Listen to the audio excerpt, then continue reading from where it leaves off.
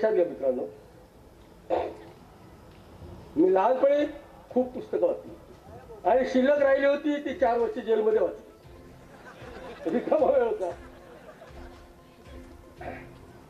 Napoleon Bonaparte याने आयुष्याची 16 वर्ष इंग्लंडच्या ताब्यात असलेल्या हेलिना बेटावर काढली. अरे एक भोंगा तिकडे लावला सर, जुळ्याकडे लावलाय रे. हा, त्याला शांत घरी बसला ऐकता आलं.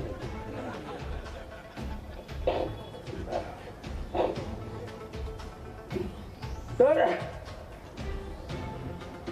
नेपोलियन बोनापार्टने स्वतः लिहून ठेवलंय की लढाई रंगात आली होती आणि लढाई रंगात आली असताना माझा सेनापती माझ्याकडे आला आणि म्हणाला, सम्राट 10 वर्षापूर्वी तलवार हातामध्ये घेतली आणि खाली ठेवली नाही. किती वर्ष लढाई करायची थांबलो. नेपोलियननी काय सांगितलं? नेपोलियन सांगितलं 2 गोष्टी लक्षात ठेव. जगाच्या कुठल्याही कोपऱ्यामध्ये गेला तरी तुला म्हातारपण आल्याशिवाय राहणार नाही. आणि दुसरी गोष्ट, तू कुठेही लपला असला तरी तुला मृत्यू आल्याशिवाय राहणार नाही. तो सेनापती चकित झाला. तो म्हणा, या 2 गोष्टी जर अचळ आहेत तर मग चल रणगार असा पराक्रम करू. जगाच्या इतिहासामध्ये आपला उल्लेख झाल्याशिवाय जगाचा इतिहास नव्हता कामा. तुम्ही वाचलं काय?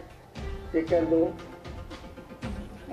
मिनी तुनी करिसन फुलं गेले गेले का गेले.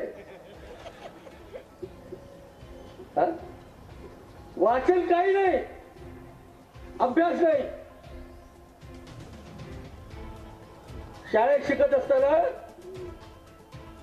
मास्तराबरोबर एवढ्या चिंता पडायला गेलो.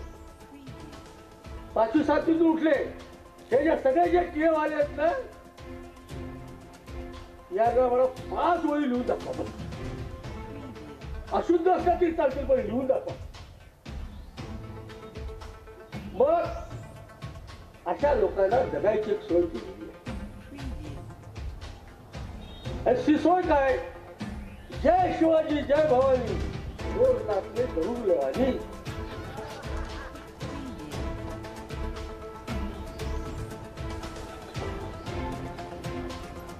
याला एवढंच काम याला लावायचं.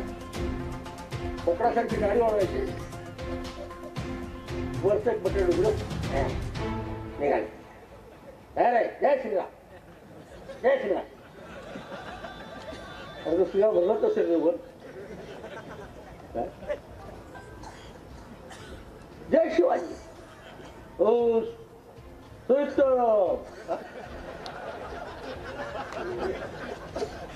जय बोले. जरूर जरूर थोडे जो आपली मागणी पूर्ण केली जाईल.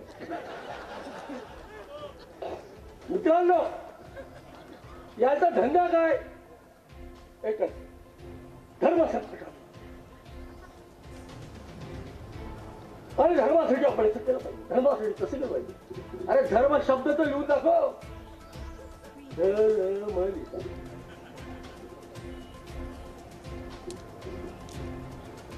मग अशा लोकांची एक सोय करून दिलेली आहे, राजकीय सोय. आणि राजकीय सोय अशी आहे की केवळ काही करायचं नाही. ज्यांनी शिवाजी महाराजांचं चरित्र जे वाचलं ना ते फक्त पुढं वाचलं. शिवाजी महाराज चरित्र वाचायला घेतलं आणि त्यावर उघडलं. त्यामध्ये वाचलं त्यांनी शिवाजी महाराजांनी सुरक्षित एवढ्यात लाईट गेली.